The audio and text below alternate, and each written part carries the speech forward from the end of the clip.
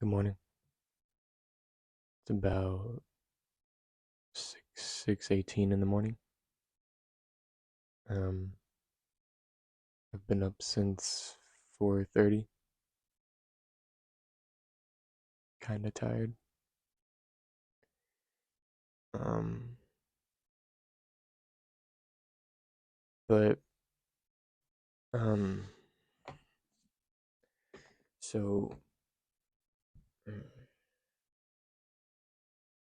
kind of slow right now. But so uh, I had randomly flipped to a page in the Bible, and I was gonna start reading it, but then ate breakfast. So for now, I read it a little bit before this for a few minutes. And so, um, where I actually am, this is the life application version of the Bible. So it has like stuff like this right here in the red. So hold on here.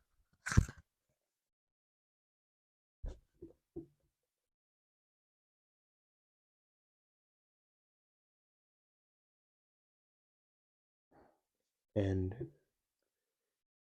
I read this part about, how do you say his name? Rehob, Rehoboam,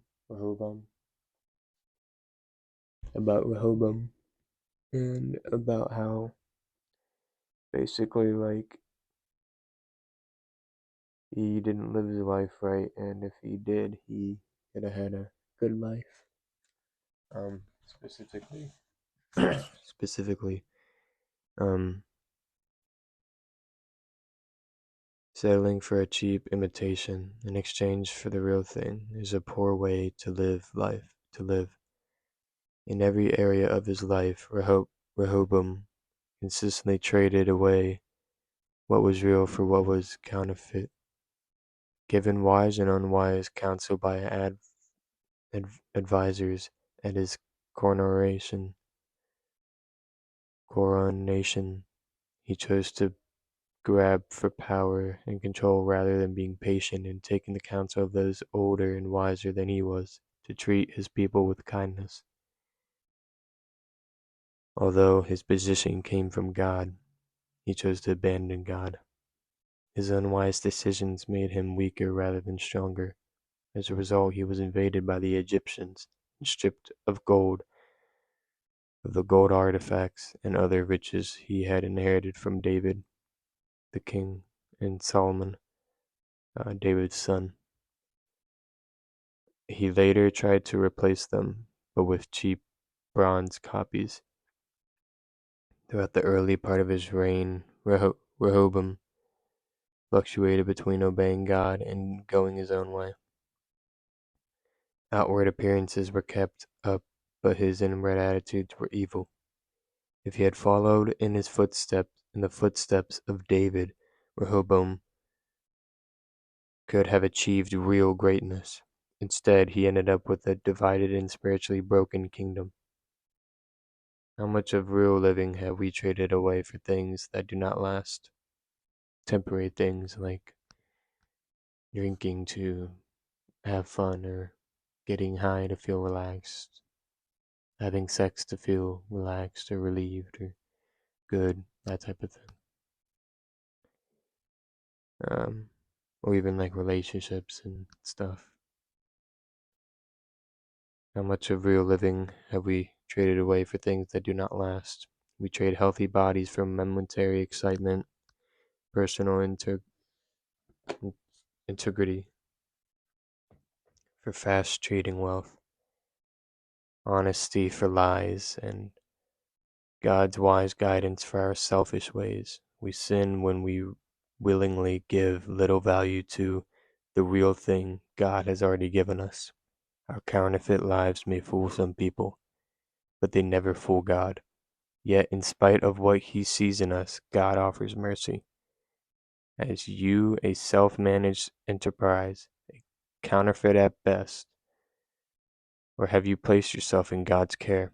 Do the decisions you make Do the decisions you must make today need a second consideration in light of Rehoboam's example? Excuse me. So that was a lot, but basically,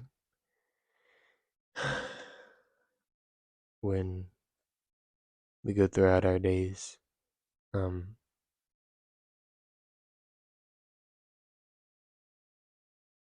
it's very easy to see how when we're in the moment we want to feel a certain way over another that is more comfortable or more convenient at the time instead of waiting and feeling discomfort, or you get the point. And so, specifically to me, you may, this may be for you too, but we all have our different stories and stuff and different walks with God. Some other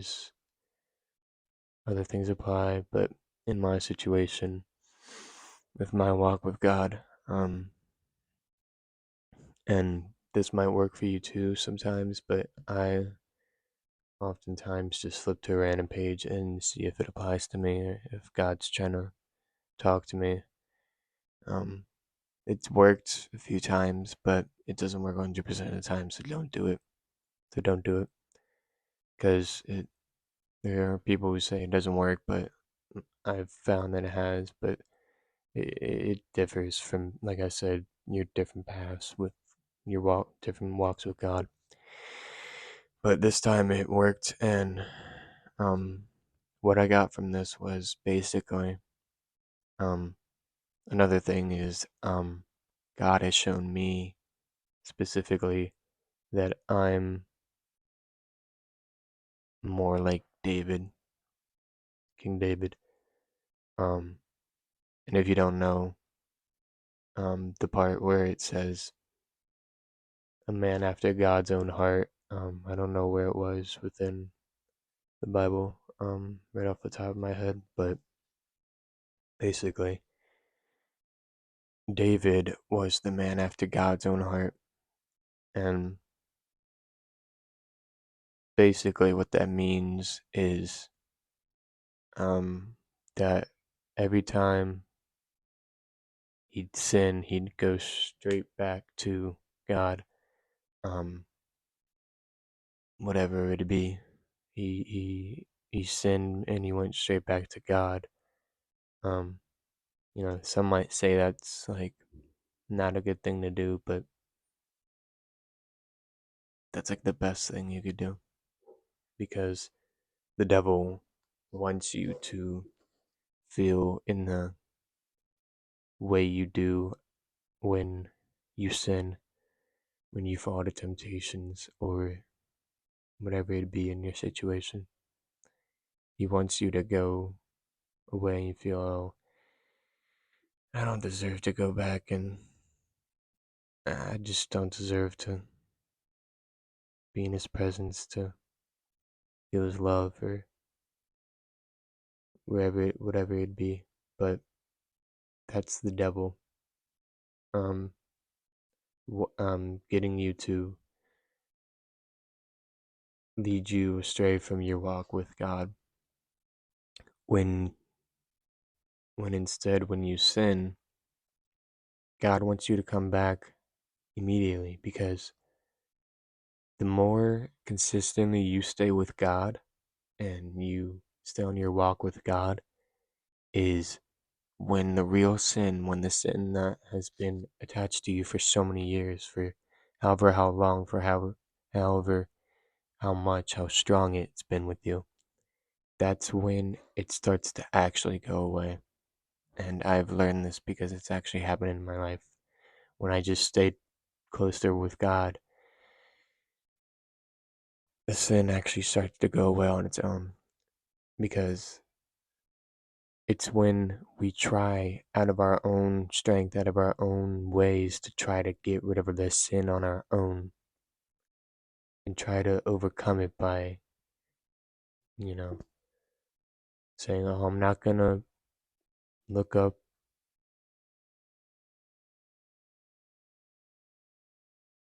the pornography or whatever it be."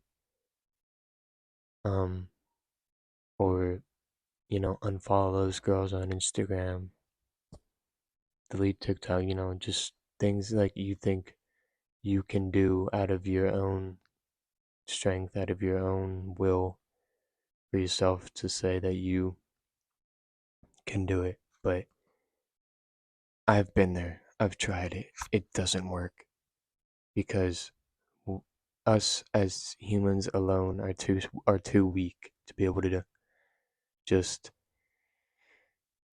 do that. And even if you do, you can go on for a while, but you can't do it forever. You're gonna come crashing down harder and harder every time. That's Trust me, that's wisdom with a grain of salt. So don't listen to it, up to you. I'm just trying to give you a shortcut, honestly. So anyway, God showed me I'm David, because I've seen it now. I've seen it now that I've every time I have sinned, I always came back to God. Um, Oftentimes in the same day, if not immediately the next day. Unlike people who, fall in sin and then they're out of it for a few weeks, few months, however long, maybe even out from years. But it's better for you if you just come back and stay in the presence of God. People don't understand. What do you mean stay in the presence of God? How do I do that? Read your word. Pray. I'm telling you, pray is the most powerful thing you can do. I know. I'm sorry I looked at it. I'm just like, I'm trying. But pray. Prayer prayer is very strong. Stronger than you can even comprehend. It is something else. When you believe the faith, you need faith. It's like trying to build a bridge without like the cables or like a foundation. You can't do it. It won't work. You can try, it's just gonna fall. So, sorry if I look like I'm rude or mad. I'm just tired. But prayer, you gotta pray. You gotta come with thanksgiving first. That's the thing about prayer. So many people come in greed and selfishness within prayer. You need to come to God. You need to come to Jesus with thanksgiving first. You thank Him, um, just around the general area of what you're trying to pray about, or for everything. However, whatever you want to pray, whatever you want to thank Him for, but you need to thank Him first. I mean, I can pull it up, but you know, um,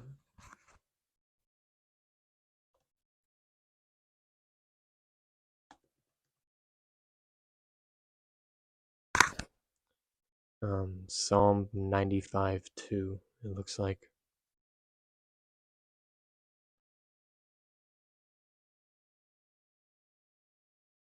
"Let us come before Him with thanksgiving." That's not the one I was looking for. But anyway, you need to come to God. You need to come to Jesus with thanksgiving before you try to pray to Him for something or for deliverance or help out of a situation or help out of a struggle or a cycle or whatever it is. Just whatever it is, you need to come with thanksgiving first, with humility, with humbleness, with meekness, as meekness is also just another word for humbleness. So is humility. You need to be humble and understand what God and Jesus have really done for you. How just every single breath that you take, the how every single breath is a blessing. To truly just understand the basics of your living, how every single little thing of your basic living is a blessing in and of itself. To understand that is humble. To not, flex or try to show off in any way. Just living a simple, humble life. God loves a simple, humble person. Simple, humble follower. Because he knows that they understand. Um, so, sorry, I'm just thrown off right now. Tired. But, yeah, consistency, discipline, prayer, faith. You need faith, prayer, discipline. Because you need to constantly do it. This isn't just, it's not a hobby. This is, you gotta lay your life down. Jesus says, pick up your cross and follow me. You must die of yourself first and pick up your cross. People also don't know what that means, but if you come to God, thanksgiving first, and then ask for his wisdom and his knowledge with towards everything or towards a specific thing, if you want to understand a specific thing, thanksgiving first, and then ask about what it is you don't understand, and that he may give you the wisdom and the knowledge to understand what that means. But I'm not I can, but I'm not gonna explain everything. You need to go out of your own way, and I've seen people give messages on stuff that I didn't understand with, and then I would go and later on pray, thank thank God first, and then pray and ask that He may give me the wisdom of whatever it was I didn't understand, and then it's not gonna happen instantly. You're not gonna just have like a beam of like just oh, I know everything. The knowledge. No, it's not gonna happen. I wish it was. But yeah, it's part one.